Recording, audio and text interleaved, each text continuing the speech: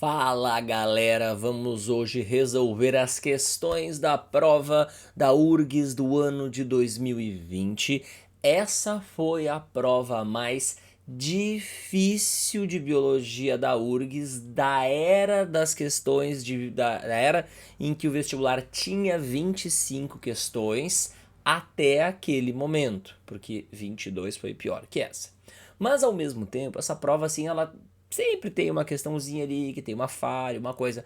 Mas no geral, estava uma prova assim muito boa, porque eles praticamente não exageraram, por exemplo, ao perguntar coisas que são de ensino superior. Praticamente tudo estava no nível do ensino médio, mas eles pegaram umas coisas de ensino médio bem aprofundadas, mas sem passar muito do ponto. Então, nesse sentido, essa prova é muito boa. Eu particularmente gosto bastante dessa prova, apesar dela ter problemas, mas meu amiguinho, prova perfeita eu já desisti de ver. Bom, chega de comentáriozinhos, vamos direto para as questões, que é o que nos importa, começando com essa primeira aqui, que fala um texto lá genérico sobre a origem da vida e pede lá as teorias, etc, sobre isso. Então, vamos analisar afirmativa por afirmativa. Eu vou falar fora da ordem, mas numa ordem mais didática, para a gente até aproveitar e dar uma revisadinha nesse assunto.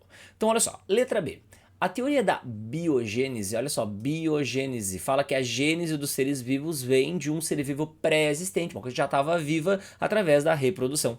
Então ela não argumenta que os primeiros seres vivos surgiram a partir da matéria inanimada. Esta outra explicação é a abiogênese, e até o século XVI, XVII, acreditava-se que os seres vivos poderiam ser gerados das duas maneiras, tanto através da reprodução, que é a biogênese, como a partir da matéria inanimada, que é a abiogênese. Só que aí, a partir do século XVII, os caras começaram a desconfiar que isso de fato fosse verdade. Os caras, especialmente a abiogênese, que falava que espontaneamente poderiam surgir seres vivos a partir da matéria inanimada. Por isso que o nome do negócio é geração espontânea. E aí veio um cara chamado Red, que em experimentos com pedaço de carne, eles começaram a tentar invalidar a teoria da abiogênese. Como? Ele pegava um frasco aberto, claro que vinha moscas que botavam ovos e colocavam as larvas.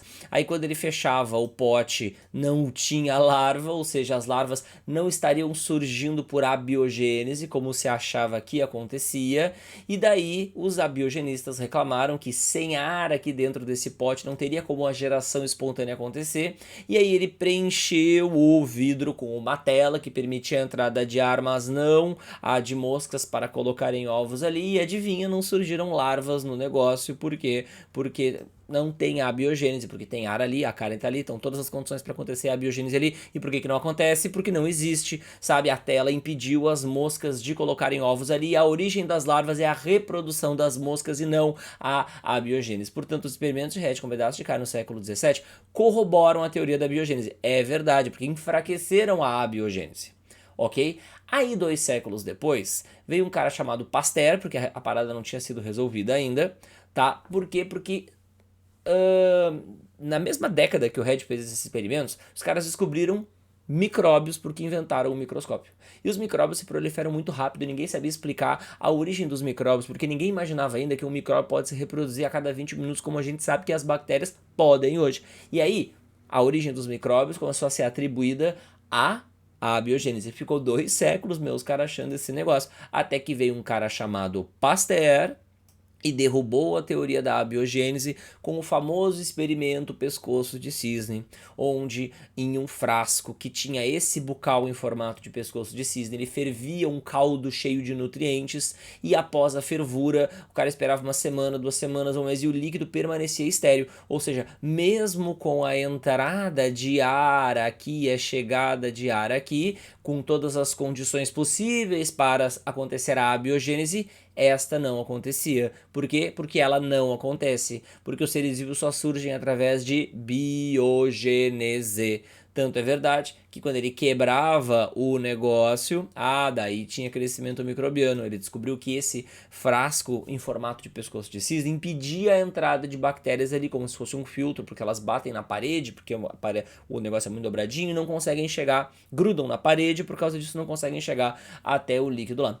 Então, a notícia reforça a possibilidade da vinda de seres vivos de outros planetas, tal como postulado por Pasteur em 60. Não, o Pasteur não postulou isso aí, meu. O Pasteur, ele fez esse experimento que ele roubou a abiogênese. Esse negócio de ter vindo seres vivos de outro planeta, a gente chama de panspermia cósmica, tá? Então a gente já eliminou a A e a B.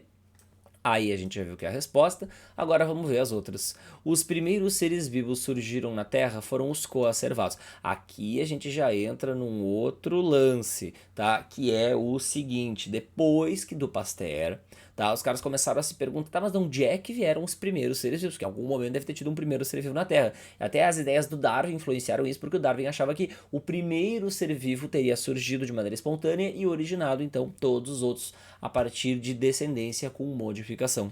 Então, esse surgimento do primeiro ser vivo é explicado por uma teoria, deixa eu até escrever o nome dela aqui para vocês, chamada de a teoria da... E aí vamos escrever aqui embaixo, evolução química, tá? E quem propôs ela foram dois carinhas, o Oparin e o Aldani, em 1920, e a ideia básica era o seguinte: esses 4 gases da atmosfera, que tinham na atmosfera primitiva, amônia, hidrogênio, metano e nitrogênio atmosférico, pegando descargas elétricas e radiação ultravioleta, ganhariam energia com essas fontes e a partir daí se transformariam em moléculas orgânicas simples, como por exemplo aminoácidos, que com as chuvas iam parar nos oceanos primitivos, gerando moléculas maiores, proteínas, que se agregariam, formando agregados de proteínas chamados de coacervados, que não são considerados como seres vivos. Então tu não pode falar que os primeiros seres vivos eram os coacervados. Esses coacervados devem ter evoluído para uma célula que provavelmente era de RNA, esta sim a considerada como o primeiro ser vivo. E a letra D, a teoria da geração espontânea, sustenta que os seres vivos surgiram a partir de moléculas orgânicas da atmosfera primitiva. Não, essa é pegadinha, sabe? Ela sustenta que os seres vivos surgiam espontaneamente de várias maneiras, sabe? Da carne podre, panos velhos num porão, gerariam ratos, eram coisas assim, hoje bem inverossímeis, mas que na época eram consideradas como plausíveis, tá bem? Então ela não considera. Nem né? A teoria da geração espontânea ela vem antes, sabe, desse negócio aí da teoria da evolução química, sabe?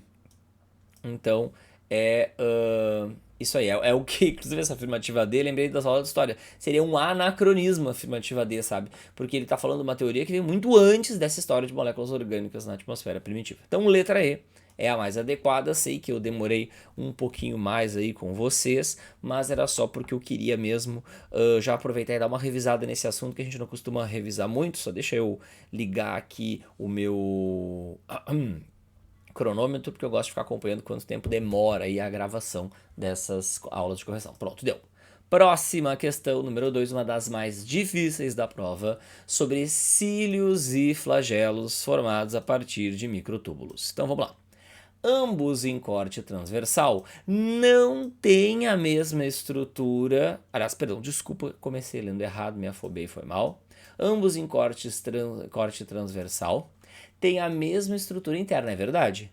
Formados por 9 duplas de microtúbulos e 2 microtúbulos no meio. Perfeito! Se a gente olha aqui, dá pra ver direitinho que um cílio e um flagelo, ele tem 9 duplas de microtúbulos que se organizam em um círculo e mais 2 microtúbulos no meio, diferindo assim dos centríolos, que tem 9, as organelas que os originam, por sinal, que tem 9 trincas de microtúbulos, sem os 2 no meio, que o flagelo e o cílio podem apresentar. Mas cílio e flagelo têm a mesma estrutura, a única diferença é o tamanho, porque um é um grandão e o outro é pequenininho. Então essa daqui tá certa. Segunda, os centríolos de células eucarióticas apresentam estrutura idêntica aos cílios e os flagelos. Acabamos de já justificar por que não. E a terceira, os cílios e flagelos são originados do corpúsculo basal, que é um centríolo modificado para originar essas estruturas que, olha aqui, ó, fica na base da membrana plasmática de onde protubera o cílio ou flagelo, e como é um centríolo que foi desviado de função para originar cílios e flagelos, sim, ele vai ter a mesma estrutura do centríolo, olha que específico, que é de 9 conjuntos triplos de microtúbulos que ficam na superfície da estrutura, por isso o periférico sem microtúbulos centrais. Tá certa, difícil porque é bem aprofundada, mas nos limites dos limites, mas ainda dentro do limite daquilo que é perguntado no ensino médio. Beleza, vamos para a terceira. Aí, deixa eu tomar uma aguinha aqui, dá até um alívio, né? Porque a terceira, ela não é tão hardcore.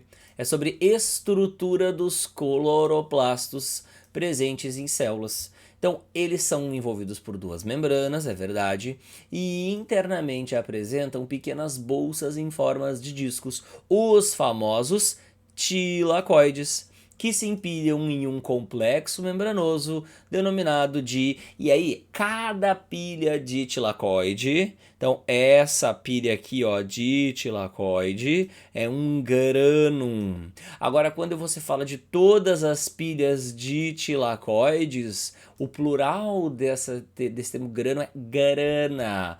Por isso a resposta é letra A. Vacúolo é uma outra organela celular. Estroma é o local onde ficam é o local onde ficam imersos os tilacoides, que é onde acontece a fase escura da fotossíntese, no tilacoide é a fase clara.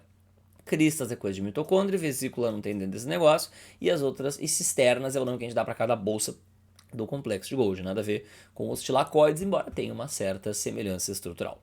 Então, letra A, uma das questões mais acessíveis dessa prova, embora o cara tenha que ter estudado para acertar. Um advogado não faria ideia do que fazia aqui, tinha que saber a matéria. Quarta, essa daqui assusta, mas com um pouquinho de malevolência dá para superá-la.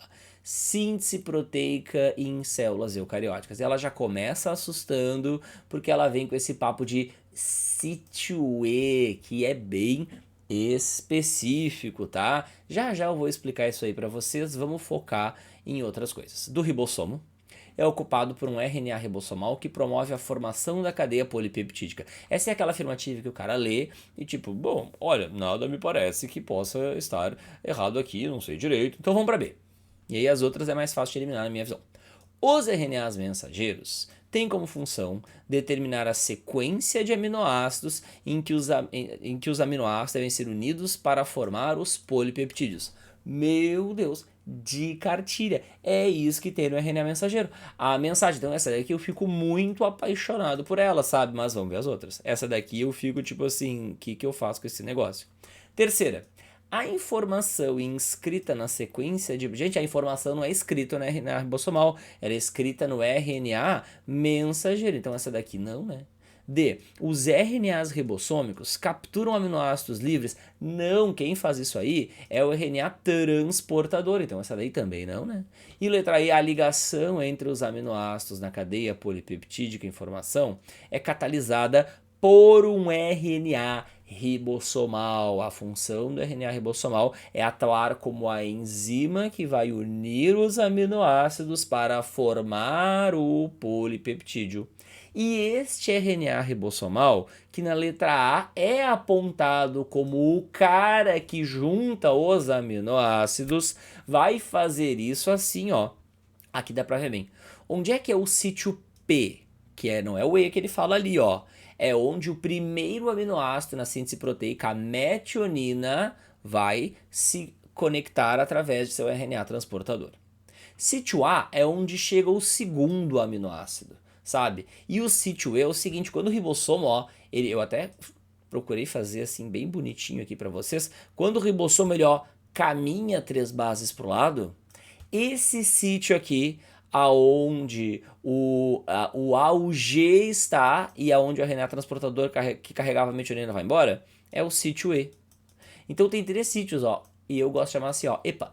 Então a ordem dos sítios, EPA, P, de primeiro, porque é o primeiro sítio usado para grudar em RNA transportador.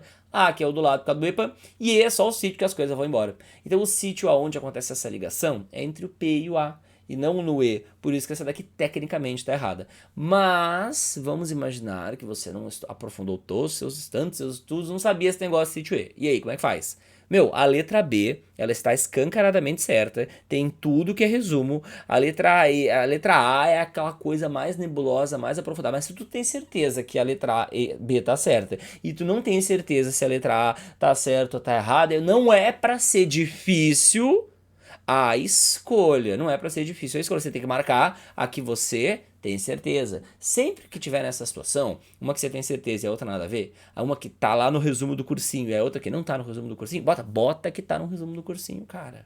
Sabe? Vai pelo caminho mais simples porque tende a dar certo. Letra B é a resposta. E a quinta é uma das questões, aliás, uma das não, é a questão mais difícil da prova. Até olhei nas estatísticas lá que a URGS faz, todo ano eles divulgam estatísticas sobre cada questão, se foi difícil, se foi fácil, se avaliou bem, se discriminou bem candidatos bons dos ruins, se não discriminou bem das melhor preparados dos pior preparados, sabe? Bom, ruim, não gostei dessa terminologia, né? Melhor e pior preparados. E ela foi classificada como muito difícil, e o índice de discriminação dela, a capacidade dela de discriminar os melhores dos piores foi horrível. Então ela não selecionou bem essa questão e ela é muito difícil. E agora vocês vão entender por quê. Vamos ler tudo bonitinho. Fulaninho, essa vai demorar. Fulaninho e Beltraninho, nessa época, realizaram experimentos com esse fungo, observando uma rota metabólica para a síntese de arginina. Esse fungo tem o genoma haploide na maior parte do seu ciclo de vida. Frase inútil. Para realizar a investigação, os cientistas provocaram mutações na cepa selvagem. É a primeira coisa. Quem que é a cepa selvagem? É a que tinha na natureza. Que é difícil de se ligar, mas o aluno tem que se ligar. A selvagem, ela consegue fabricar a arginina. Logo, a selvagem, ela tem todas as enzimas necessárias para fabricar esse aminoácido. Quando eu, por meio de raios X, bombardeio esses fungos, eu provoco a mutação neles. Então, ao ficarem mutados, eles não mais vão conseguir fabricar o aminoácido arginina. Por isso que, quando eu coloco esses mutantes em diferentes meios de cultura com nutrientes básicos e em meios com diferentes suplementos, o resultado dá diferente. Olha só, cepa selvagem. Se eu dei num meio de cultura que tem tudo que ele precisa, ele vai, para chegar na arginina, ele vai crescer. Se eu dei a ornitina, e aí começa nebuloso, ele vai crescer. Se eu dei a citrulina, ele vai crescer. Se eu dei a arginina, ele vai crescer. Outra coisa interessante, se eu dou arginina, todos crescem. Por quê? Porque os raios-x, eles provocaram mutações que impediram o fungo de fabricar a arginina. Se o suplemento adicionado ao meio já é a arginina, ele vai crescer, porque tu já deu o aminoácido pronto para ele. Agora, quando nesse meio de cultura tu não dá a arginina, os mutantes não vão conseguir crescer, porque não vão conseguir fabricar a arginina, sabe? Então, olha só, se eu não dou nenhum desses suplementos, nenhum mutante consegue crescer. Se eu dou a ornitina, apenas esse consegue. Se eu dou a citrulina, esse consegue. Só que a questão falha no seguinte: ela espera que o aluno saiba qual é a rota metabólica de fabricação de arginina. E isso, pelo amor de Deus, é muito específico. Eu falei no início dessa correção. Tem questões que são ruins e essa é uma delas, porque ela esperava que o aluno previamente soubesse um detalhe que é muito específico. E então eu não vou ficar, tentando resolver uma coisa que é insolúvel sem que a gente saiba a rota metabólica. Então eu vou botar a rota metabólica para vocês aqui, ó. Ela tinha que ter colocado a rota metabólica e ela não percebeu isso. Então olha só, pelo menos eu nunca consegui resolver essa questão, fingindo que não sabia a rota metabólica. Para mim, se tu não sabe a rota metabólica, é impossível. tá? Tu ter certeza da resposta. E a rota metabólica é: o precursor se transforma em ornitina por causa de uma enzima que é 1, a ornitina se transforma em citrulina por causa da enzima que é 2, e a citrulina se transforma em arginina por causa de uma enzima que é 3, e cada uma dessas enzimas é codificada por um gene diferente que pode ter sofrido mutação quando os mutantes foram bombardeados por raio-x.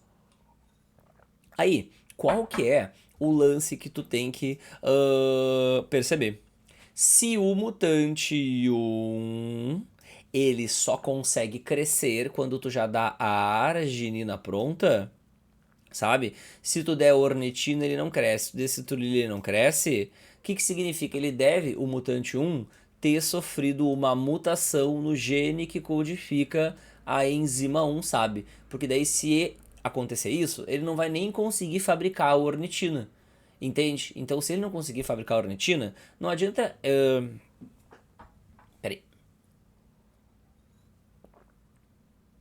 Se ele não conseguir fabricar a ornitina, o que vai acontecer? Ele não vai. Não, eu acho que eu fiz uma confusão aqui, gente. Pera aí um pouquinho. Viu? Essa questão é complicada. Mesmo sabendo a rota metabólica, olha só. Ainda assim eu me confundo. Vamos de novo, para eu não me atrapalhar. Peço desculpas aí para vocês, mas são coisas que acontecem. Então, olha só. O mutante 1, ele, se tu der apenas arginina, ele vai crescer, né? Mas, se tu der um meio de cultivo mínimo, apenas ornitina ou apenas a citrulina, aí ele não consegue crescer. O mutante 2, eu vou fazer como se eu estivesse fazendo, tá? Ele, se tu der o meio de cultivo mínimo, ele não cresce. Se tu der ornitina, ele não cresce. Mas se tu der citrulina, ele cresce. O que o mutante 2, ele me indica? Que ele tem a enzima 3. Como é que eu sei que ele tem a enzima 3? Porque se eu der a citrulina, ele consegue crescer, ou seja, ele consegue chegar na arginina. Vamos combinar assim, ó, quem chega na arginina cresce, quem não chega na arginina não cresce. O selvagem, ele chega na arginina sozinho. O mutante, ele não chega na arginina, por quê? Porque faltou alguma dessas enzimas. E aí, dependendo de que suplementos tu dá para esses mutantes e verificando se eles vão crescer ou não, tu consegue deduzir qual enzima está faltando para ele, logo qual gene sofreu a mutação. Vocês viram? É complexo. E o mutante 3 é assim, ó, o meio de cultivo mínimo ele não cresce. Agora, se tu dá ornitina para ele, ele já cresce. Se tu der citrulina, ele já cresce. E a arginina, ele já cresce. Então, o que a gente tem que pensar aqui? Vamos começar reverso, que eu acho que vai ser mais fácil. Tá? Com o mutante 2, que é o que a gente tinha falado ali, ó. Se tu dá citrulina, falando do mutante 2, ó, pro mutante 2, ele cresce. O que significa que ele chega na arginina. Então, isso significa que o mutante 2, ele tem a enzima 3. Entende? Agora, se tu dá ornitina pro mutante 2, aí ele já não consegue crescer. Sabe? E o que me indica que está faltando a enzima 2 para ele. Então, o mutante 2 não tem a enzima 2. Vou até escrever aqui, ó. Sem a enzima 2, que é a que catalisa a conversão de ornitina em citrulina. Agora, olha o mutante 3. Se tu dá ornitina para ele já cresce, ou seja, ele já chega na arginina. E se ele já chega na arginina, é porque ele tem a enzima 2 e a enzima 3. Se tu dá citrulina pro mutante 3, tô falando do mutante 3 agora, ó. Se tu dá citrulina para ele, pô, ele já cresce, ou seja, ele já chega na arginina, ou seja, ele já tem a enzima 3. Agora, se tu não dá nada para ele, aí ele não consegue crescer, o que me indica que no mutante 3 tá faltando a enzima número 1, sabe? Que é a que converte precursor em ornitina. Então, para esse aqui está faltando a enzima número 1. E o mutante 1, deixa eu trocar a cor aqui para ficar um pouco mais didático, o que acontece? Sabe? Se, que é o que eu me confundi ali antes, tá? Se eu dou o meio de cultura não cresce. Isso aqui só cresce se tu der arginina. Isso me indica que pro mutante 1 deve estar faltando a enzima 3, sabe? Pro mutante 1. Por quê? Porque se tu dá a citrulina para ele e ele não consegue crescer, é porque ele não tem a enzima 3. Logo, ele sofreu uma mutação no gene 3. Então, esse aqui, ele não tem a enzima 3. Por quê? Porque ele faltou. Então, olha só. Eu me atrapalhei. Vamos utilizar aqui a minha atrapalhação como uma coisa útil para interpretar a questão, sabe? Mesmo com a rota metabólica na minha frente. Imagina não ter a rota metabólica. Porque ela é muito difícil, tem discriminação horrível por causa disso. Então, com essas conclusões na mão, era isso que tinha que ter pensado, a cepa mutante número 2 apresenta mutação no gene que codifica a enzima que converte citrulina em arginina. Não, a cepa número 2 não tem a enzima número 2, que converte ornitina em citrulina. Por isso que não está certa. O experimento indica que há 4 genes envolvidos na produção. Não, 3 genes. A cepa mutante 3, que é a que não tem a enzima 1, ela apresenta uma mutação no gene que codifica a enzima que converte precursor em ornitina. Essa é a resposta. Tá? Agora trabalhamos que deu para conseguir. O crescimento da colônia na cepa mutante 1, com apenas a adição de arginina no meio, tá? E a mutante 1, ela quando é a que não conseguiu crescer com nada, indica que ela consegue converter a citrulina e a ornitina em arginina. Não, ela não consegue fazer isso daí, ela não consegue, ela não tem a enzima 3, a mutante 1, que é a que converte citrulina em arginina, então não. E a cepa selvagem apresenta mutações, não, a cepa selvagem é que não apresenta mutações. Muito difícil. Então, letra C é a resposta. Nem quero mais saber desse negócio. Tchau pra ti, vamos pra uma outra. Sobre o equilíbrio hídrico nos humanos e a função renal. O sangue chega no glomérulo para ser filtrado através da arteríola aferente, é verdade. A primeira região, galera, que é do néfron, que é o corpo, que é a cápsula de Bowman, tem uma artéria, uma arteríola que entra ali, que é a arteríola aferente, deixa eu trocar a cor da minha flecha. Quando essa arteríola aferente chega ali, ela se ramifica em um tufo de capilares que depois confluem numa outra arteríola, que é a arteríola eferente, que manda o sangue para fora do néfron. Então, essa primeira aí, sim, está correta. Essa segunda aqui, cara, eu vou deixar para o final para explicar. Terceiro, aí a segunda parte do néfron é o tubo contorcido proximal, a terceira é a alça de Henle, a quarta é o tubo contorcido distal e a quinta é o duto coletor. Vou começar até pela quarta, que é mais clássica. O hormônio ADH antidiurético, que é um hormônio que inibe a diurese, por isso ele é um antidiurético, é um hormônio anti-xixi, ele não é liberado pelas glândulas suprarrenais. Ele é liberado pela neurohipófise, que fica aqui na cabeça. Então aqui essa questão mistura com o sistema endócrino. E ele vai estimular a reabsorção de água nos rins, nos néfrons, ou seja, reabsorver água e fazer mais água voltar para mim. E quanto mais água voltar para mim, menos água eu vai ter no meu xixi, por isso que ele é o antidiurético.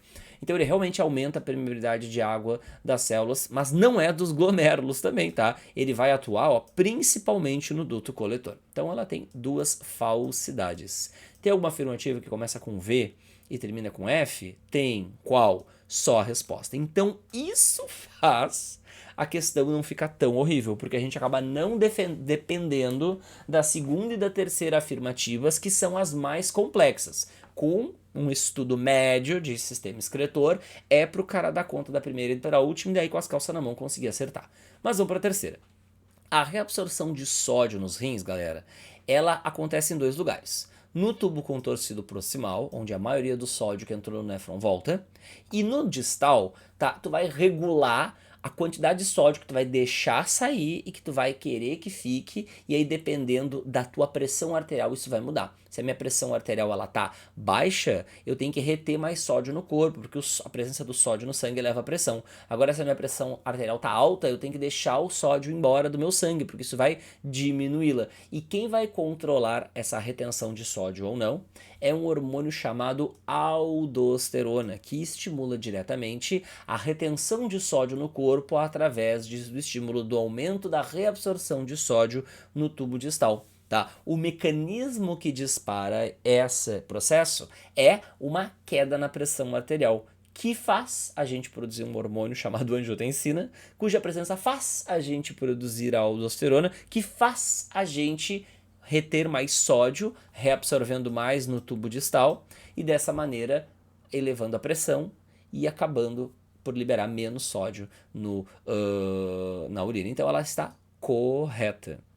E essa segunda, né? Puxa vida. A taxa de filtração glomerular, que é o quanto de substâncias saem do glomérulo e vão para a cápsula de Bowman na filtração, é mantida por um mecanismo autorregulatório que contrai as arteríolas aferentes quando a pressão do sangue diminui. Aí, meu, ele aprofundou demais. Eu só fui achar isso aí, sabe, nos livros de faculdade. Para não falar que ele não usou nada de faculdade nessa prova, algumas coisas ele utilizou, como nessa daqui, tá? Mas tudo bem, porque dava para acertar por eliminação com o que tu aprendeu no ensino médio. Então, ok, essa questão do limite do aceitável também, bem difícil, mas dava para matar. Sétima, uma questão que não acho difícil, mas a dificuldade dela é porque ela traz um assunto que pouca gente revisa. Mas se o cara recém assistiu uma aula desse assunto, que é bainha de mielina, neuróglia, e faz essa questão, não vai achar muito difícil, sabe? Mas como ele não vai revisar muito, porque ele sabe que é um assunto que cai pouco, daí chega menos fresco na cabeça esse tipo de conteúdo, e a questão se torna mais difícil por esse motivo. Então, sobre a bainha de mielina, lembrando que a bainha de mielina é aquela capa de gordura que reveste axônios ou dendritos de neurônios para acelerar a velocidade do impulso nervoso.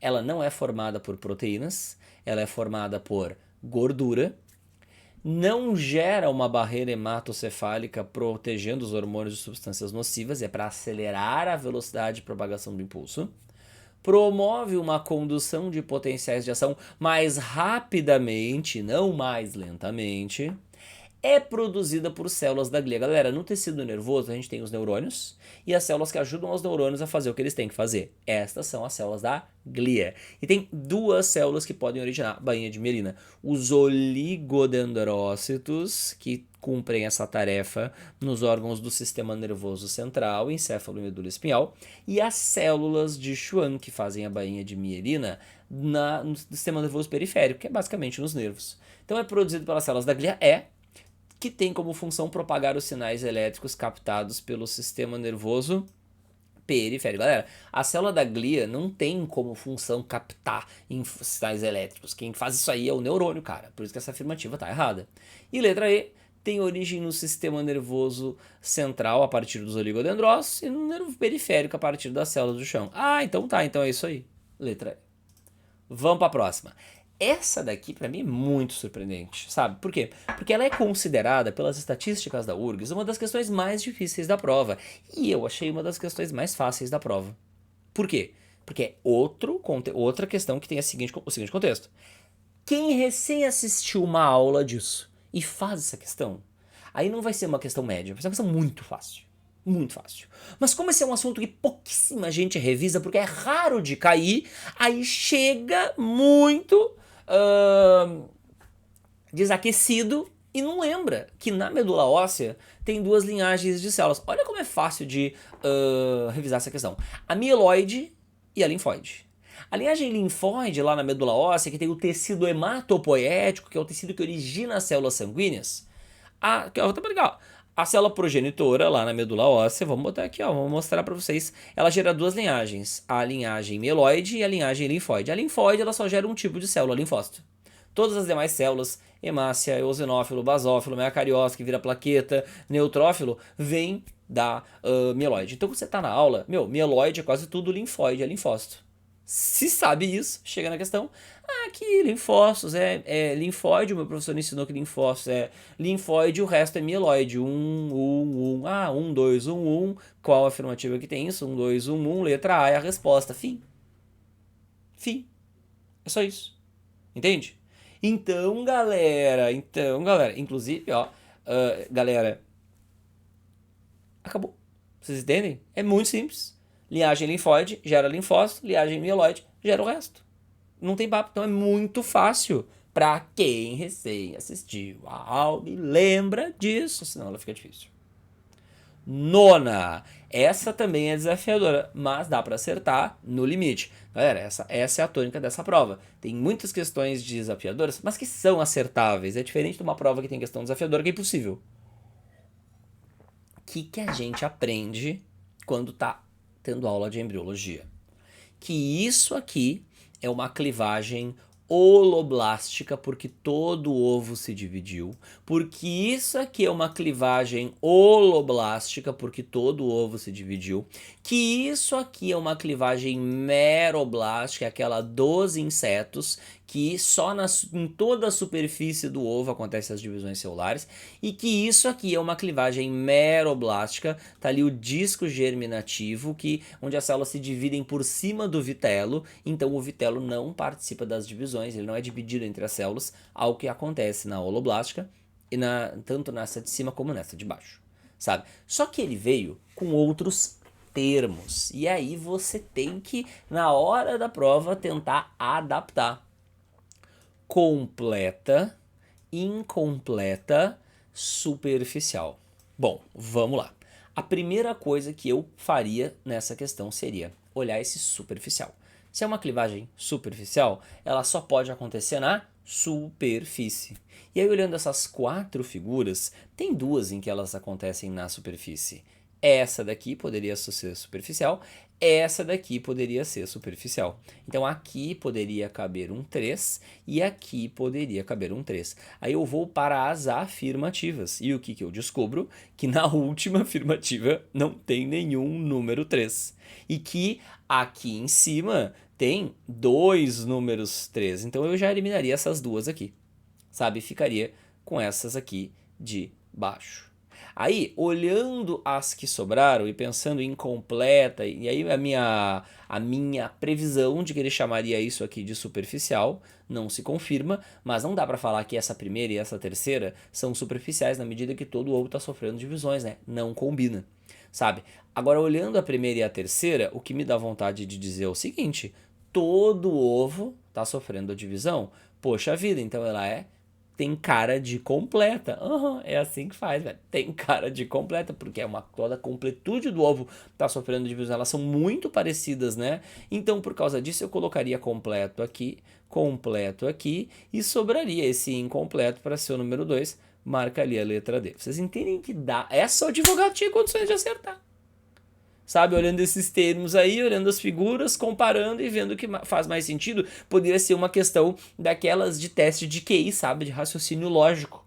Poderia, sabe, porque o que tu aprendeu lá e tal, holoblástica, meroblástica, os tipos de ovos, não é muito útil aqui.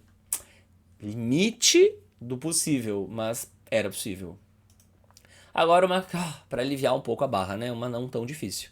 Sobre as árqueas, que são aquele terceiro domínio que, apesar de serem procarióticos, são mais aparentados com as células eucarióticas. Então são organismos que possuem em seu citoplasma organelas envolvidas por membranas. Não, porque isso é coisa de célula eucarionte e as árqueas são procarióticas.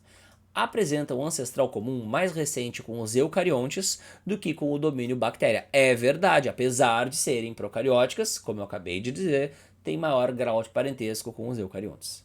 E aí essa terceira aqui é fácil de eliminar, porque quem faz quimiossíntese não vai usar luz, né? Vai usar a energia liberada de reações químicas. Então tem que ser apenas 2. Beleza. 11ª. Aí mais uma questão que assusta porque ela traz um assunto que raramente cai em provas, mas que é de ensino médio, que é saber um pouquinho sobre Echinococos granulosos, que é um verme que causa uma verminose chamada hidatidose, cujo estado da nação que mais tem casos é o Rio Grande do Sul, chamada de tênia anã, enquanto a teníase clássica, que a gente estuda, que a gente revisa, sabe, pode ter como agente causador tênia solium, se for o hospedeiro intermediário porco, ou saginata, se for a vaca. Beleza, vamos para as afirmativas. Letra A. A tênia solium se desenvolve com os cisticercos, que é o cisto do verme que fica na musculatura, do suíno, saginata, que é da vaca. Então tá errado por causa disso. B. Solium e Echinococos granulosos são vermes com sistema digestivo completo. Galera, aí tem que trazer a zoologia. Plateumintos, que é o filo desses caras, tem tubo digestivo incompleto. E no caso das tênias e dos Echinococos, nem tubo digestivo esses vermes têm. Ao longo da evolução eles perderam o tubo digestivo porque eles absorvem direto os nutrientes já digeridos no intestino. Mas daria para fazer por zoologia, né? Se tu soubesse que Plateuminto é incompleto. A Taenia solium se desenvolve a fase larval em ambiente de água doce. Não, quem faz isso é outro plateuminto, Esquistossoma mansônico, as larvas miracídio, que entram no caramujo, de onde saem as larvas cercário, que penetram a pele da gente. Essa é a maneira que a gente pega esquistossomose. D. A Taenia solium e o Echinococcus granulosos pertencem ao grupo dos plateumintos, que engloba também espécies de vida livre, como a planária. E essa é a resposta. A afirmativa que é a resposta não é tão difícil de perceber que é a resposta, mas as que estão erradas às vezes por detalhes muito específicos, que é o que deixa a gente inseguro. Mas a letra D está no resumo do cursinho. E a Taenia solium adulta realiza a reprodução no intestino do hospedeiro intermediário. Não, né? A reprodução dela vai ser no hospedeiro definitivo. No intermediário ela só cresce e se desenvolve, tá? Então a adulta sempre faz reprodução sexuada, que é no hospedeiro definitivo. Então, letra D. Mas chatinha. 12. Essa daqui também é para aliviar a pressão, porque essa é muito simples. Equinodermos, que é a estrela do mar, tem sistema digestivo completo, então não pode ser essa, não pode ser essa. É classicamente um deuterostômio, por isso que tem maior grau de parentesco com os cordados, e aí já deu. E a larva tem simetria bilateral e o adulto é que é radial. E aí a simetria do adulto é a pentarradial secundária. Então, tranquila essa daí, letra A. 13ª. Se o cara fez o dever de casa na zoologia, não é para dar problema nessa questão. Então, o jacaré de papo amarelo e o cágado de barbicha são répteis, é verdade, de grupos diferentes. O jacaré é um crocodiliano e o cágado é um quelônio ou testudine. E esse grupo, que é o dos répteis, tem como uma das adaptações ao ambiente o ovo amniótico, a característica que mais cai de vertebrados nas provas. E é porque é este ovo amniótico que garante a independência de água para a reprodução em répteis, e ele também está presente em aves e mamíferos, mas não em anfíbios e peixes. Verdade. O cágado e a capivara e a ema, um réptil, um mamífero e uma ave, possuem coração formado por 2 átrios e 2 ventrículos. Galera, a capivara e a ema, que são mamíferos e aves, são animais tetracavitários com coração completamente separado. Sabe? Agora, o cágado, ele é um quelônio, e quelônio é um réptil que tem coração tricavitário, com 2 átrios e 1 ventrículo, por isso que está errada. E as excretas nitrogenadas do jacaré, que é um réptil, um puma, que é um mamífero, e um gavião, que é uma ave, são amônia, ureia e ácido úrico. No jacaré, que é um réptil também, a principal excreta nitrogenada não é a amônia, é a ureia. Por isso a resposta tem que ser apenas apenas a primeira está correta. Então, essa questão assim, ó, é o estereótipo de uma questão de zoologia que cai nos vestibulares, porque as 3 coisas de zoologia de vertebrados que mais são perguntadas são o ovo amniótico, como é que é os corações e como é que é as excretas nitrogenadas. Então tudo que mais é perguntado de zoologia tá aqui. Por isso que eu falei, se o cara fez o dever de casa, não é para dar trabalho. 14ª. Essa também traz um detalhe no limite entre o aceitável e o inaceitável. Porque ele quer saber coisas de monocotiledôneas. E aí o cara tem que ter no caso o aluno, essa tabela das diferenças básicas entre mono e dico, para saber que mono... E aí ele começa com abertura do grão de pólen. Que é isso? Nunca vi na vida, que bagulho é esse, que maluquice? Vou tentar acertar pelos outros. Aí na letra A, feixes vasculares do caule disperso, isso é de mono, porque as dico é organizado em cilindro. E sistema radicular fasciculado, isso aí é de mono, porque as raízes das dico têm um eixo principal, por isso é pivotante o axial. B, a grão de pólen, não sei. Então, feixe vascular do caule disposto em forma de anel não é coisa de mono, é coisa de dico. C, feixes vasculares do caule dispersos e radicular fasciculada. Ai, pelo amor de Deus, já tô entre duas e vai ser os furos do pólen que vai decidir. É isso que o aluno pensa quando tá fazendo essa questão. Letra D, grão de pólen com 3 aberturas e feixes vasculares dispersos. Aí não vai ser, porque o feixe não é. E na letra E, feixes vasculares dispostos em anel, não vai ser. E aí você vai ficar entre os furos do pólen para decidir, Jesus amado. E aí, ó, vai ter que chutar. Não tem saída. Ou tu estudou isso aí, porque o teu professor deu esse detalhe meticuloso, ou tu vai ter que estudar. Ou tu já fez uma questão sobre ele, ou tu vai ter que chutar. E aí, qual é o melhor chute que você pode dar? Um chute mais lógico. O que a gente aprende quando compara mono e cotiledones e dico? Que as mono sempre tem um jeito mais simplesão, enquanto as dico sempre tem um jeito mais sofisticado. E o que parece ser mais sofisticado? Ter 3 aberturas do grão de pólen ou ter uma abertura, que parece ser menos sofisticado, e ter uma abertura. Então, se o aluno fizer esse raciocínio, ele vai marcar C, ele vai acertar. Mas ele pode fazer um outro raciocínio. E aí fica muito difícil de acertar, porque é chute puro, né? Que é, mas as flores da mono, elas são trímeras, né? E as flores da dico, elas são tetrâmeras ou pentâmeras. Então, 3 teria mais a ver com o mono. Ele pode ir por esse caminho. Então, ele vai ficar na dúvida, sabe? Não tem o que fazer. Se tu não sabe a matéria, tu vai ficar na dúvida. Olha, eu olho nos livros de ensino médio, cara, não acha esse negócio dos furos. Então, assim, aqui sim ele cobra dos furos do pólen. Então, ele cobra uma coisinha que já flerta com o ensino superior, sabe? Eu vou falar, eu não lembro nem eu da faculdade aprendendo essa diferença, sabe? Pra vocês verem como é que é. E então a resposta foi letra C. Porque é um furo e no de cotidiano é 3 furos. Então agora tu aprendeu. 15ª. Sobre tecidos. Esclerênquima, e aí que tem uma sacanagem, não é uma sacanagem, né? Mas uma coisa que confunde muito. Colorênquima, e aí sempre que a gente estuda esclerênquima, que é o tecido de sustentação, a gente também estuda colênquima, e a pessoa pode ler errado, se ler com pressa. Clorênquima não é, e xilema, que é o que conduz a seiva bruta. Então, tecido como função de assimilação formado por células clorofiladas. Você, advogado, está fazendo a prova. Células clorofiladas, você não tem que achar colorênquima, cara, você vai ser induzido a botar um aqui. Responsável pela seiva bruta vai ser o xilema, com certeza que é o 2. E olha só, tem 3 afirmativas treinando com 4 e só 2 treinando com 2. Tecido de sustentação das plantas formado por células mortas é o esclerênquima, e aí vai ficar 3, 1, 2, a resposta tem que ser letra E. E seiva elaborada vai ser o floema. Então, uma questão mais acessível aqui. 16ª. Essa também pega um pouco pesado, mas não tanto até. Dá para matar essa daqui, na minha opinião. Então, olha só. O que a gente aprende quando está estudando grupos vegetais?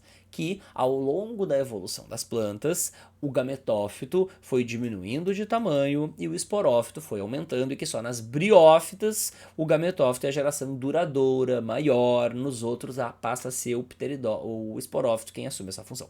Então, nas gimno, o gametófito não é mais desenvolvido, só nas briófitas. Aí na C, ele fala ali, ao longo da evolução das plantas, observa-se uma redução do esporófito. Não, aumento. Aí na E, nas pteridófitas e nas briófitas, o gametófito é mais desenvolvido. Não, só nas briófitas que é mais desenvolvido. Então essas 3, com esse conhecimento, você já conseguia acertar. Aí vamos para a letra B e a letra D, que são mais desafiadoras na profundidade. Nas pteridófitas homósporas, o megásporo dá origem ao gameta feminino e o micrósporo ao gameta masculino. Aqui você consegue acertar com etimologia das palavras. Faz sentido tu chamar de homósporas, ou seja, alguém que tem esporos iguais, porque homo é igual. E aí, imediatamente depois na frase, você fala que um esporo é o mega e o outro esporo é o micro, então tem esporos diferentes, não faz o menor sentido, ela não é. Então não faz sentido lógico essa daqui, então ela tem que estar errada também. E aí você vai para a letra D. Nas gimno e nas anjo, os gametófitos desenvolvem-se no interior das estruturas reprodutivas do esporófito. É verdade, porque lembra que lá na angiosperma é dentro da flor que vão se formar os esporos e depois os gametas que vão ficar guardadinhos ali dentro, e esses gametas vão fazer parte do gametófito, que fica dentro do esporófito, porque a flor faz parte da árvore que é da planta que é o esporófito. Então na pinha é a mesma coisa, que é na gimnosperma, o gametófito fica dentro da pinha, que é uma estrutura do esporófito. Então tá certa a letra D também, que embora seja mais profunda, sabe, por eliminação, se você manja ali das coisas e teve essa malevolência na letra B, dá pra acertar. Mas é mais uma questão, dá pra acertar ali no limite, não é fácil, sabe? Cara, agora, quando tu pega essa prova aí, e olha, os índices de discriminação é a prova da URGS que teve maior número de questões com índice de discriminação muito bom, sabe? Que discrimina muito bom, bem o aluno que vai bem, o aluno que vai mal. Então, por isso que essa prova aí é bacaninha. Então, 17ª. Mais uma questão que vai no limite entre médio e superior, mas ainda no médio, porque ela aborda as subfases da prófase 1. Mas dá pra gente acertar sem saber a subfase da prófase 1, na verdade, se tu sabe os basiquinhos de meiose. Por quê? Então vamos lá, vamos imaginar, o aluno nunca viu esse negócio de subfases da prófase 1 na vida, ele só sabe que existe subfase que é na prófase 1. Primeira, na subfase do zigóteno da prófase 1, ocorre o complexo sinaptônico. Digamos que essa o cara não faz ideia. Segunda, na prófase 2, opa, peraí que eu não esqueci minha caneta. Na subfase de plótano ocorre crossing over. Numa aula básica de cursinho, a gente aprende que crossing over é só na prófase 1. Então aqui, com a sua aula básica de cursinho, você tem que botar falso. Na fase de acinese, separa a cromátides irmãs. A gente aprende na meiose que separação de cromátides irmãs é só na meiose 2. Então uma fase chamada de 1, que pelo jeito ocorre na prófase 1, não deve ter isso aí, entendeu? Mas digamos que tu ficou inseguro e tu foi pra última. Ao final da anáfase 1, os cromossomos homólogos estão separados. É verdade. Clássico, resumo de cursinho, no pré-prova tem isso aqui. Então se a segunda é falsa e a quarta é verdadeira, olhem que interessante. Se a segunda é falsa, já elimina essas três e a quarta é verdadeira, eu ainda fico na dúvida. Eu falo que essa prova é no limite. E aí, na terceira, você tem o sinal de que a terceira está errada. Porque você aprende no resumo do cursinho que separação de cromátides 2 é na meiose 2. Então, uma coisa que acontece na meiose 1 por causa desse algarismo não faz sentido. Então, aqui é por causa disso, para você botar falso, mesmo sem ter certeza, marcar a letra E e ir embora. Aí você vai acertar. Mas vamos dar uma revisada nesse negócio de subfase da prófase 1. Então, a prófase 1, galera, que é quando acontece o crossing over, ela tem 5 subfases. Led Zeppelin perdeu $2. Ou leptóteno, zigóteno, paquíteno, diplóteno, ou diacinese. Lesipadidi, se quiser falar assim, lesipadidi. Então, no leptóteno, lepto é fino, os cromossomos ainda estão se condensando, com o núcleo ainda inteiro, o núcleo só se desfaz lá no final, olha ali, ó. No zigóteno, zigo é casamento, os homólogos começam a parear. No paquíteno, eles estão bem pareados, é onde ocorre o crossing over, permutação, paquíteno, crossing over. Na diacinese, esse pareamento começa a se desfazer, no diplóteno, esse pareamento começa a se desfazer, mas nos lugares onde ocorreu o crossing over ainda ficam os cromossomos grudados, esses lugares chamam-se de quiasmas, e na diacinese aí destrói o núcleo, entre os polos opostos das células, acontece as coisas de próximo. Então na subfase do zigóteno ocorre o pareamento dos homólogos, e esse pareamento dos homólogos se dá através de um grude entre eles, que ocorre mediante proteínas, tá? Que a gente chama de um complexo sinaptonêmico. Então, sim, essa daqui está correta e ela, sim, é bem aprofundada. Ok? Então, letra E para essa questãozinha aqui no limite entre médio e superior, mas ela ainda está no médio. 18ª. Vamos lá. Genética de hibridismo. Essa aqui eu já montei todo o esqueleto aqui para facilitar a nossa vida. Então, na espécie Cucurbita pepo, que é a abóbora, a forma do fruto pode ser esférica ou discoide e pode também ocorrer variação na cor, apresentando a cor abóbora ou branco amarelo. Então, fiz a legenda aqui. Mas ele não deu as letrinhas, ele só falou de duas características. O cruzamento entre plantas que têm frutos de forma esférica e cor de abóbora, esférica, abóbora, com frutos que são discoides e branco amarelado, como ele fala aqui, resultou numa F1 com fenótipo discoide e cor de abóbora. Isso já me dá um indício de que o discoide é dominante e que o abóbora é dominante. Não dá para lacrar, mas já dá um indício.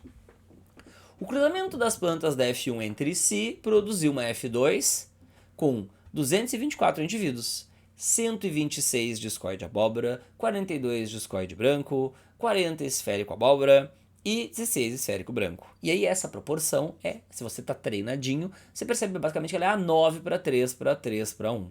E aí, com essa proporção, você consegue sacar que se eu cruzei, esquece a cor, discoide com discoide e deu indivíduos esféricos, é que o discoide é o dominante. E se eu cruzei indivíduos abóbora com abóbora e deu indivíduos brancos, é porque a abóbora é dominante, porque pais iguais, filhos diferentes, me indica quem é dominante, quem é recessivo, sabe? E aí o dominante vai ser quem? O fenótipo dos pais, e o recessivo vai ser o fenótipo do filho diferente. E a partir dessa constatação, eu posso fazer a legenda, ó. Que o discoide é azão traço, o esférico é azinho, azinho, que o abóbora é bezão traço, escolhi as letras lá, né? O branco amarelo é bezinho, bezinho, e que os genótipos das plantas cruzadas são esses aqui. O cruzamento aqui de 9 para 3 para 3 para 1 foi entre indivíduos parentais de híbridos. Então, beleza, a partir disso eu já consigo analisar as alternativas.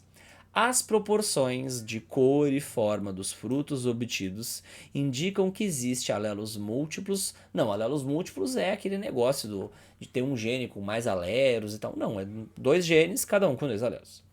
Os resultados demonstram herança condicionada por alelos codominantes. Não, porque no codominante tem que ter um fenótipo intermediário, como uma flor, um indivíduo malhado, e os 2 extremos, que são as 2 cores que se malharam um heterozigoto. Então, não.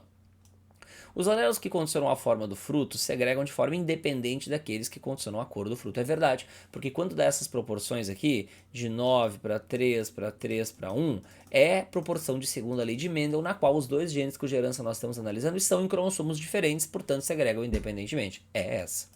Os indivíduos da F1 eram díbridos, como a gente já viu, e cada um dos alelos tem expressividade variável, não, né? Todo mundo tem a mesma expressividade aí, tá? Não é um caso desse negócio, portanto, letra C.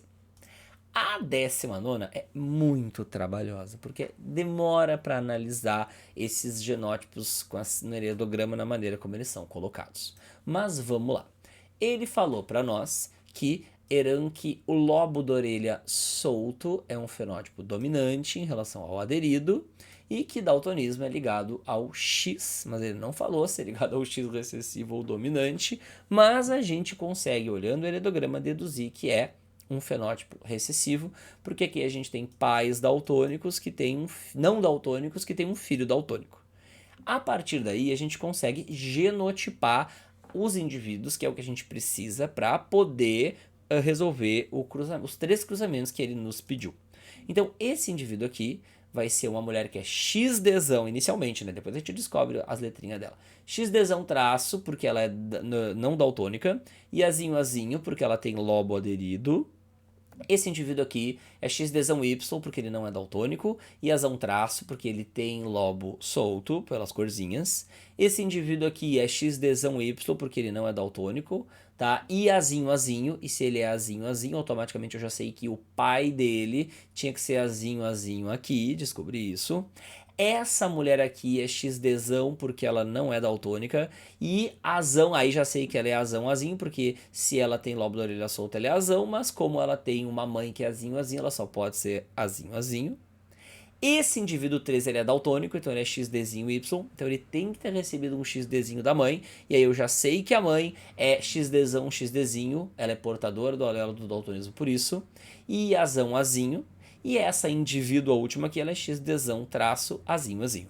Mas como a questão aqui fala que o indivíduo 2, 4, que é essa daqui, é heterozigoto pro daltonismo, então eu já sei que ela tem esse negócio aqui. Aí olha só, tá? Olha só. Eu quero saber quem é o 1, quem é o 2, quem é o 3. Essa questão ela é injusta. Por quê? Porque o caminho mais fácil de tu acertar ela é tu começar descobrindo a probabilidade do 3 ser daltônico, que é XDzão, e azão traço, que é orelha solta. Então eu não vou fazer na ordem que faz, que vai ser a mais difícil. Eu vou para a ordem que é mais fácil. Eu vou fazer por eliminação aqui, sabe? Então, para eu descobrir qual é a chance desse indivíduo 3 ser daltônico, eu tenho daltônica, eu já sei que é menina, né? Então eu vou cruzar os pais, vou ignorar aqui, ó, o cruzamento com o cromossomo Y, porque eu já sei que é mulher. E aí vai dar 50% de chances de ser Dzão Dzinho e 50% de chances de ser Dzinho Dzinho, ou seja, 1/2 de ser Dzinho Dzinho. Agora, quando eu cruzo para o azão azinho versus azinho azinho, também vai dar 1/2 de chances. Então aqui, né, galera, é 1/2 de chances de ser daltônica, 1/2 de chances de ser lobo solto, então é 1/4 ou 25%. E aí eu já elimino essa daqui, e aí eu já elimino essa daqui, e aí eu já elimino essa daqui. Beleza. E eu fico entre essas duas. Aí o que eu tenho que perceber para não precisar fazer os cruzamentos mais trabalhosos e pela lei do mínimo esforço chegar na resposta? Para essa mulher aqui ser daltônica, ou ela tem que ter um alelo XDzão, tá? Ela tem que ter um... Perdão, eu até digitei errado aqui, desculpa, eu vou apagar e vou escrever direto aqui.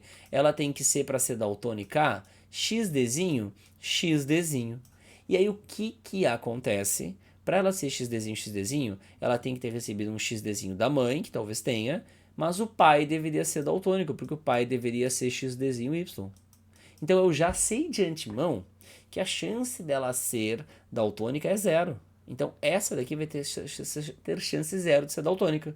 Como nas afirmativas só a letra A traz isso, eu elimino a letra B, marco a letra A e dou tchau, sabe? Daria para calcular? Daria, mas daria mais trabalho para calcular. Então, aqui eu resolvi fazer lei do mínimo esforço para conseguir concluir. E vamos para a 20ª, que é uma questão das raras que é mais simples dessa prova.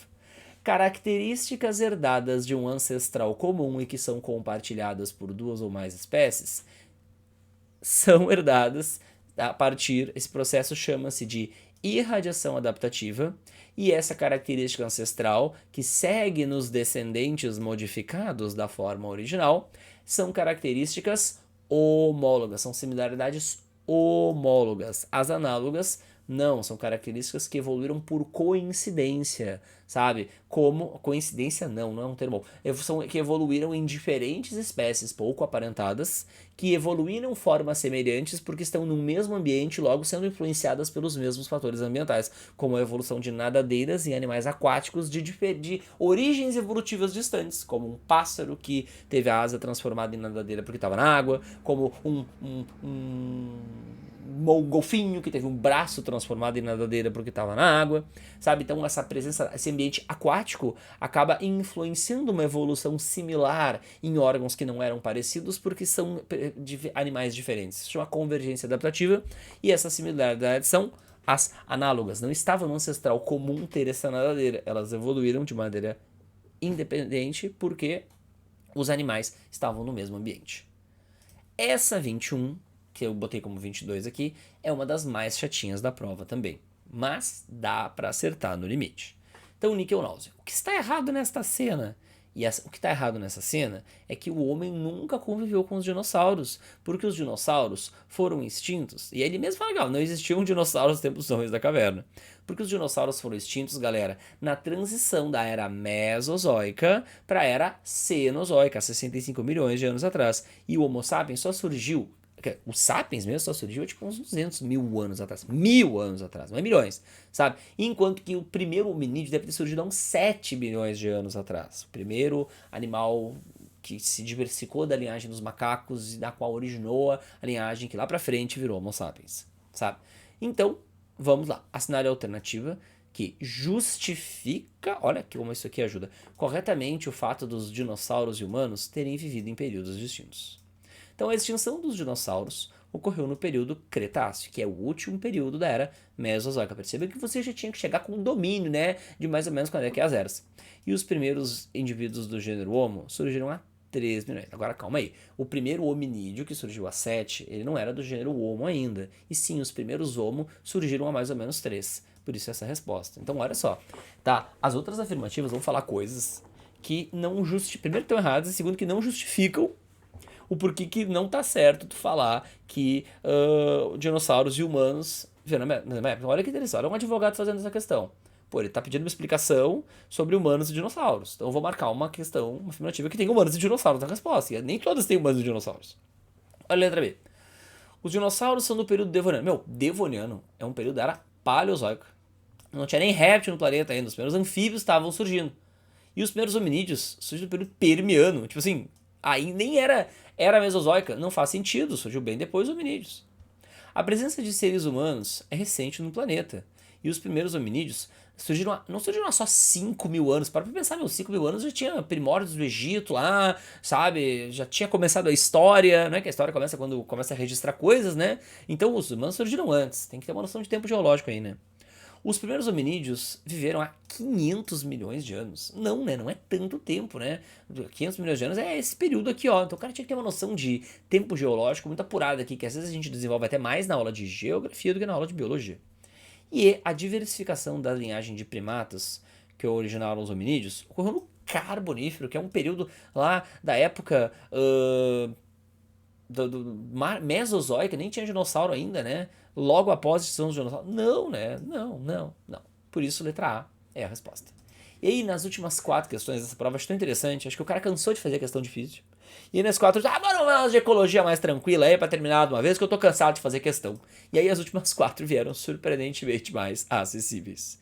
Então, sobre matas com araucária, que segundo o IBGE fazem parte do bioma Mata Atlântica, letra A, estão na abrangência do bioma Mata Atlântica.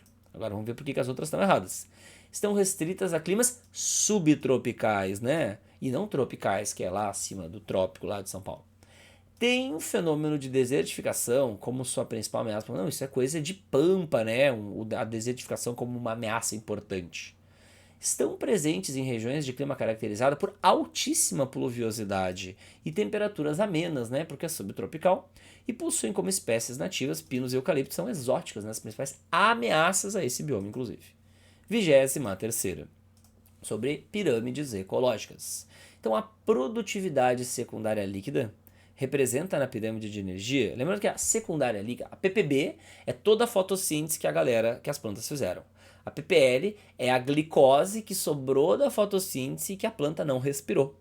Essa PPL que está disponível para os consumidores primários. Os consumidores primários comem as plantas, essa PPL, e o que sobra deles, o que sobra de energia no corpo deles é a produtividade secundária líquida. A matéria orgânica acumulada não é pelos autotróficos, é pelos heterotróficos. A pirâmide de biomassa é invertida nos oceanos. Ela pode ser invertida nos oceanos, é verdade. Mas não é sempre, né? Mas ele deu como certo. Pois o fitoplâncton tem alta taxa de reprodução e é rapidamente consumido pelos humanos. Nem preciso explicar, porque ela já explicou o motivo. Então, como o fitoplâncton reproduz muito rápido, então o zooplâncton está em maior biomassa. Ele come muito o fitoplâncton. E o fitoplâncton diminui muito de quantidade, mas rapidamente ele já se regenera. Por quê? Porque ele reproduz ligeiro. Então, tá certo. E a pirâmide de energia representa as transformações de fluxo unidirecional. É verdade, o fluxo de energia nos ecossistemas de fato é unidirecional, diferente do fluxo da matéria que é cíclico. Então ela está certa também, a resposta tem que ser letra D, apenas 2 e 3. 24ª, agora o cúmulo da preguiça. A cenário alternativa que apresenta alguns exemplos de interações ecológicas interespecíficas, ou seja, entre indivíduos de diferentes espécies, positiva. Interespecífica e diferentes espécies, negativa, que seria desarmônica, e interespecífica. Então, vamos lá. Vamos começar aqui do finalzinho. Parasitismo não pode, mas sociedade e colônia poderia porque são interespecíficas. Comensalismo é uma interespecífica positiva, porque é mais zero, né? E competição é uma interespecífica que pode ser negativa, porque ela é menos menos. Ah, então é essa. Letra C, mutualismo é mais e é entre espécies diferentes. Agora, inquilinismo é uma interação positiva, é mais zero, né, e não negativa. Competição é uma interação negativa, né, porque prejudica todo mundo, então não pode ser. Parasitismo poderia ser internegativo. E amensalismo é uma relação negativa, menos zero, então não poderia. Mas competição poderia aqui. Então, letra B, o básico de relações ecológicas, cada um estudado lá, olhou na última hora, não é para dar problema. E por fim, 25, uma questão de sucessão, também nada de outro mundo. O estágio máximo da homeostase, que é quando tem o equilíbrio, o clímax, é atingido quando a associação chega na comunidade clímax, que é aquela comunidade estável, que não sofre mais modificações. Então, verdadeira. A sucessão permite o aumento da biomassa e da variedade de nichos ecológicos. É verdade, ao longo da sucessão, tudo isso aí vai acontecendo. A sucessão primária ocorre em lugares desmatados? Não, né? É a secundária que é em lugares desmatados. A primária é na pedra, na areia, em lugares que não tem matéria orgânica na superfície. Então é falciane. E a última, as espécies que compõem o clímax, que é a comunidade estável, são resistentes a condições ambientais inóspitas? Não. As da comunidade clímax, as iniciais, as pioneiras é que têm essa resistência a ambientes inóspitos, que são os ambientes nos quais elas colonizam.